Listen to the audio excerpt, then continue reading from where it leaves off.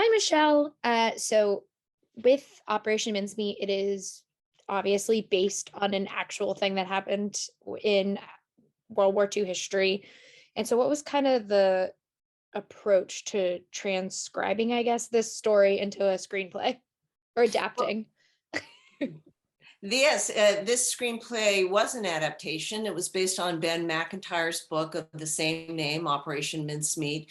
And Ben's book was this exhaustively researched and delightfully told story about a piece of English history in World War II that had been under wraps and hidden for 50 years. And in fact, it was supposed to, the records of this operation were, no one assumed they would ever be released, but they were. And Ben wrote an incredible book about this. And when I read the book, I thought, well, this has to be a movie because it is a piece of really significant history for World War II, which has obviously been written about a lot. And there's many, many movies about World War II, but this felt very different to me for many reasons. And so when I read the book, I just thought, oh, this is fabulous. And so I started at it.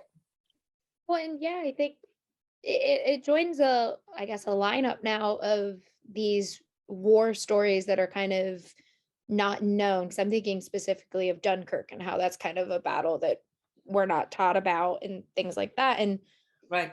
I'm not young anymore, but I'm younger. So I learned about Operation Mincemeat in school.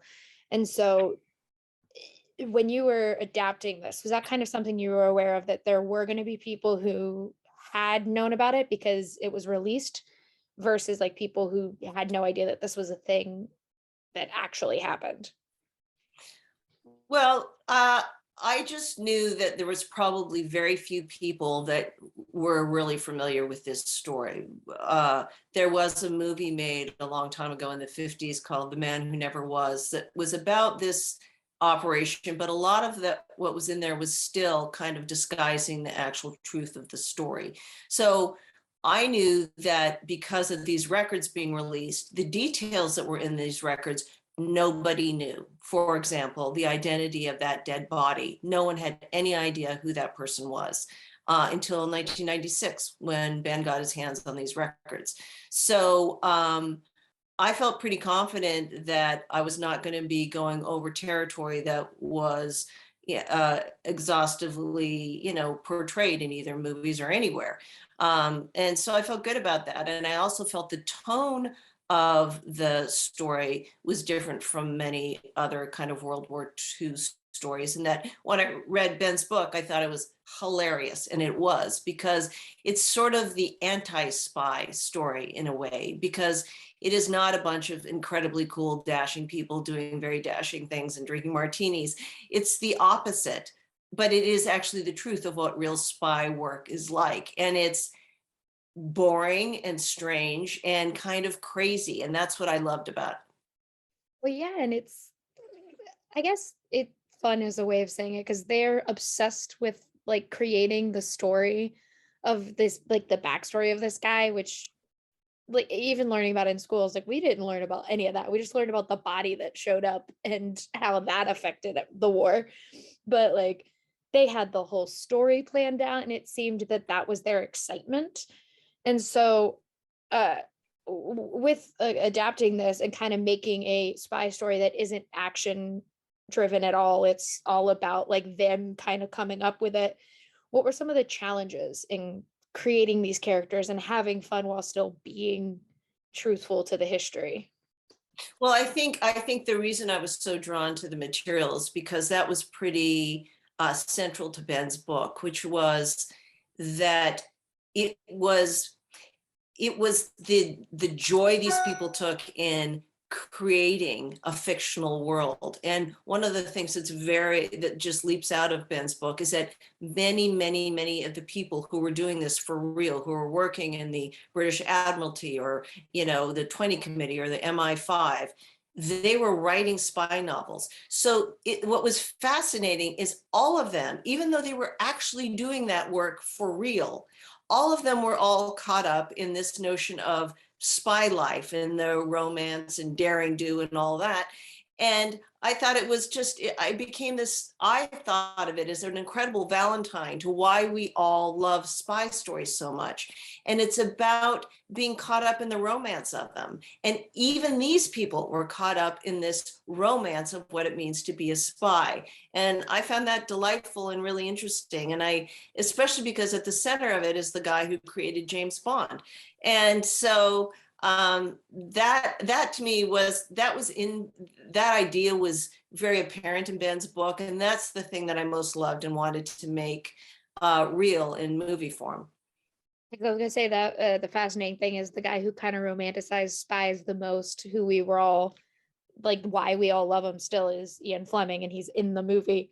Uh, but with this, obviously, when you were adapting the book, you had no idea about the cast that was in mind. But how is it seeing this movie and seeing the, like, I guess heavyweights is the word you would use, of actors that they got? Because you have both Mr. Darcy's, you have Mark Gaddis, like you have an incredible cast of people bringing this to life. So what's that kind of like for you? Well, the cast was just obviously a dream cast. And like you say, it's just one fabulous actor after another. And so that was incredibly exciting. And I was really pleased that the material, you know, a ton of this credit goes to John Madden, the director, who has been working for many, many years and is a very good friend of Colin Firth, and has known many of these people like Penelope Wilton for many years, and has worked with them. So it's, it has a lot to do with his ability to bring together such a formidable cast. But I also think the material really drew them as well, because many of them are, if not all of them, are English. And I think it was just kind of a delight to find this story in a world that has been represented many, many times, this kind of quirky oddball story that certainly most of the actors hadn't really known about. So or certainly had paid no attention to. So yeah, the cast is of course brilliant, and just one after the other is just a delight, I think. Yeah, I think I mean, I do know a big draw of this movie is going to be that it is Mr. Darcy and Mr. Darcy in scenes together, for all of the little nerds like and me and my friends. But with, like, you're no stranger to doing these kind of not historical but like different time period pieces, because you're known Right. for Masters of Sex and you have this. So what is it about kind of taking your work into a different time period that draws you into those stories? Well, it's funny because, when I was in college, I thought, oh, I hate history. And now it turns out that's kind of all I write and adapt. And it's because for me, in a weird way, when you get a piece like this, it's like going back to school, because you just are plunged into tons of research.